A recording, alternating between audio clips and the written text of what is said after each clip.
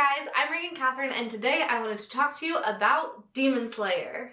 So I don't know if you guys follow me on Twitter or not, but I recently caught up to all of the Demon Slayer manga. I started 2 days ago and finished yesterday, and man, was it good.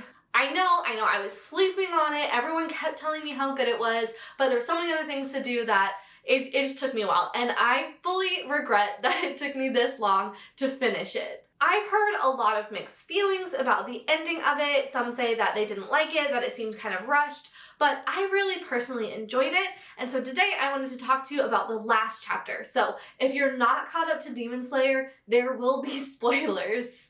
The very last chapter of Demon Slayer took us to present-day Japan, and it was basically just completely full of Easter eggs. It's so full of Easter eggs as you try and figure out who all is showing back up again in this final chapter. So I just wanted to kind of take you through it and point out everything that I saw. So again, it starts off in present-day Japan, and you see what we think to be the great-grandchildren of Tanjiro and Kanao. So Sumihiko looks like the reincarnation of Tanjiro, and Kanata looks like the reincarnation of Kanao. And they're basically just in their room, and Kanato is telling Sumihiko that he needs to wake up to go to school. Then it shows you a beautiful art spread of the main five-ish, and then after that you see who we appear to be the reincarnation of Zenitsu. So Zenitsu's reincarnation is Yoshiteru, and Yoshiteru is reading a journal basically about everything that happened in the manga series, so kind of Princess Bride-esque.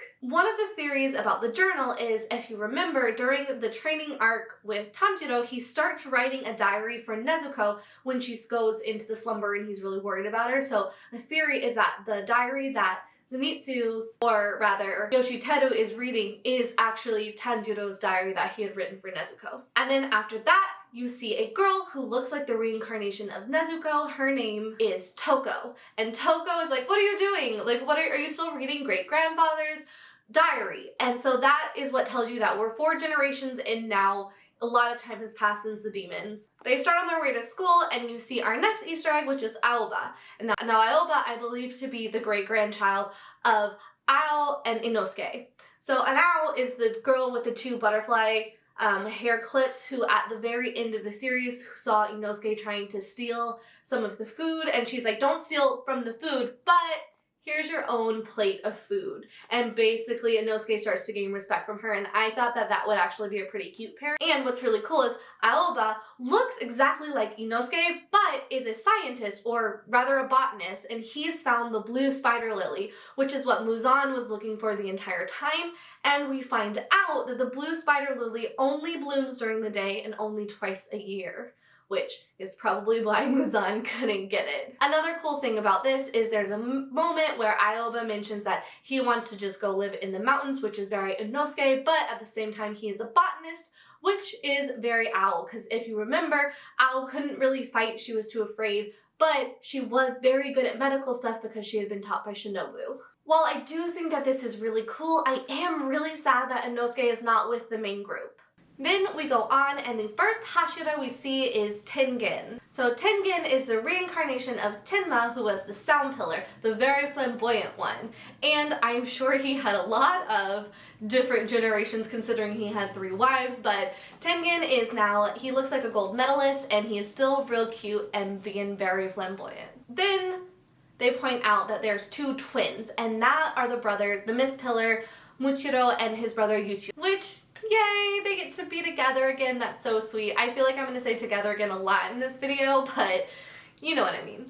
After that, there's another obvious one with Kane and Shinobu. They're sisters, again, together again, getting to go to school. After Kane and Shinobu, we finally see Gyomei, and Gyomei is now a kindergarten teacher, which I think is precious. He is finally being able to protect all of the people, because as you remember, he had been protecting all of these orphans in the mountain and thought his whole time that they didn't trust him when really they had wanted to protect him. So now Gyomei is a kindergarten teacher, and you see him all big holding the children, and it's precious. After Gyomei, you see 2 of my favorite characters, Mitsuri and Ikuru. And yay, they're married! They found found each other in their next lives. They're finally married. Mitsuri got her dream, Iguro got his dream, and I think that it's also really cool that they own a restaurant, since in the original Demon Slayer, Mitsuri would eat a ton. So now she has her own restaurant that's precious, and they're together. And it's really cool because you see Iguro with like the mask, since he's had the mask on after the demon cut his mouth.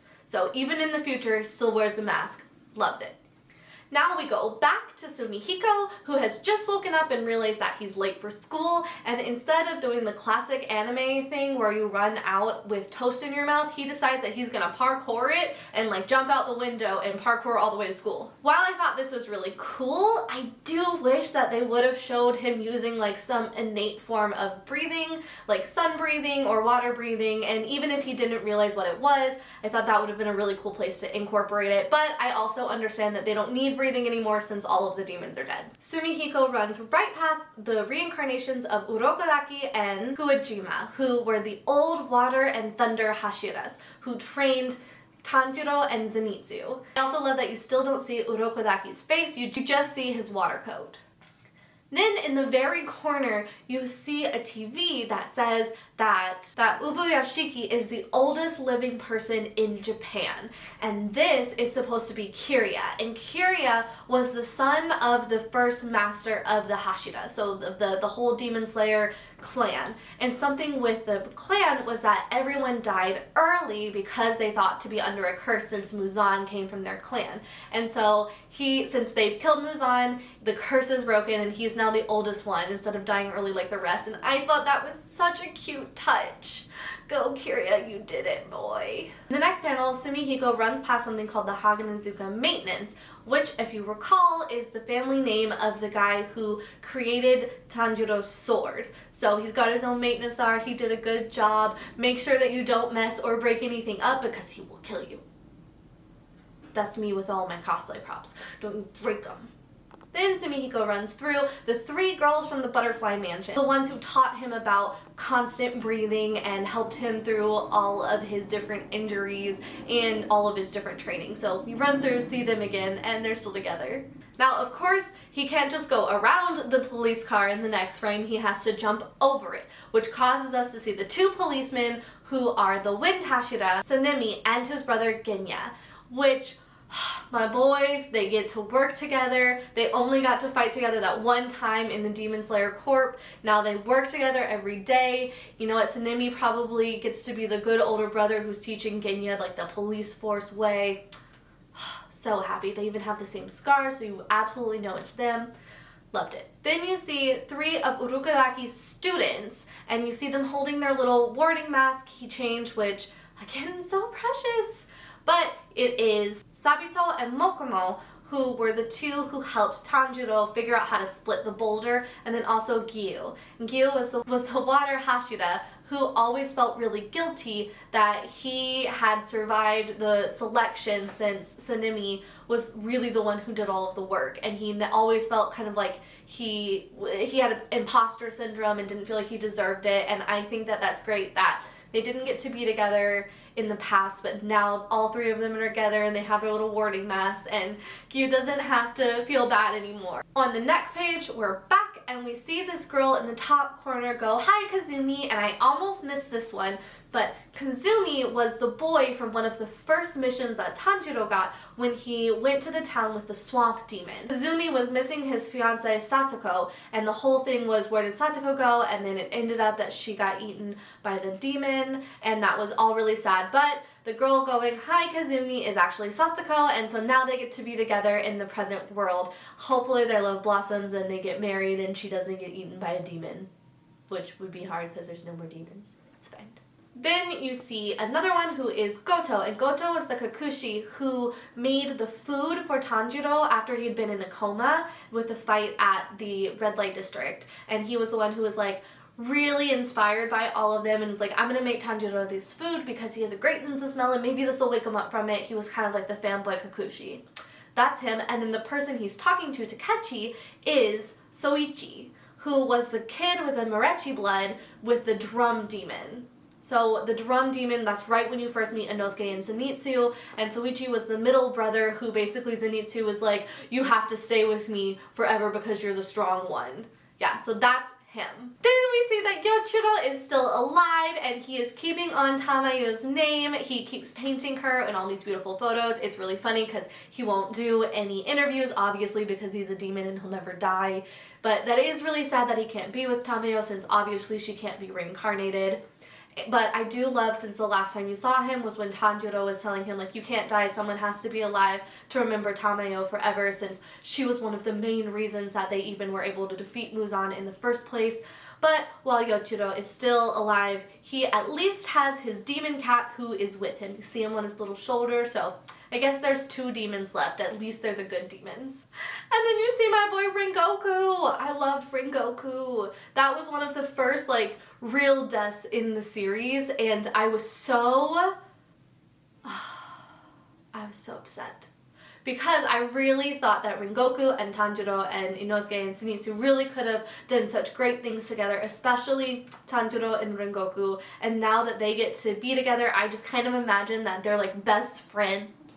And I'm so happy about that. Finally, the last reincarnation that I could personally spot was Murata. And he is the one who was trying to close the gate on Tanjiro and Rengoku's reincarnations. He's like, no, they do this all the time, trying to close the gate. So he was the last one that I could find, and then it shows the very last panel, which is Sumihiko's mom, and she's like, my son did what? But then you see on the wall behind, they have the Hanafuku earrings, and you have Tanjiro's sword with Rengoku's hilt, and then the photo of all of them together for the very last time.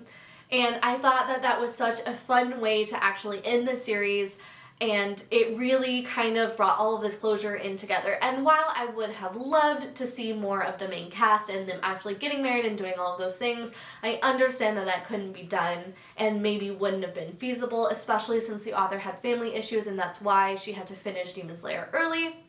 But I have heard that the author told the animation house some other ways that she thinks the story could have been stretched out and kind of fleshed out a little bit more, so I'm interested to see if the animation and the anime is going to differ from the manga the later seasons that we go. So let me know what you think of the last chapter in the comments. Did I miss any of the Easter eggs in the final chapter? Also, if you like this video, please make sure to like, comment, and subscribe.